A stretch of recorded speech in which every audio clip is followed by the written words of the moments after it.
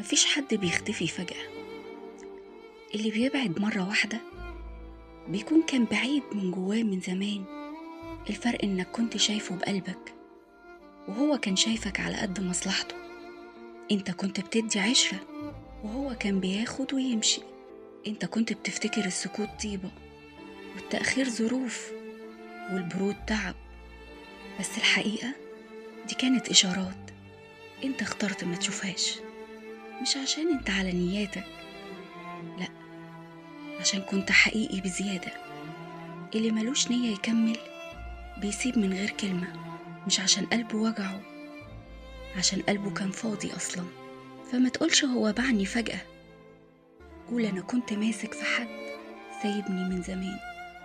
اللي مش شايف قيمتك خروجه راحة مش خسارة. اللي باعك ما خسرش عشرة وبس، ده خسر شخص ما بيجيش مرتين.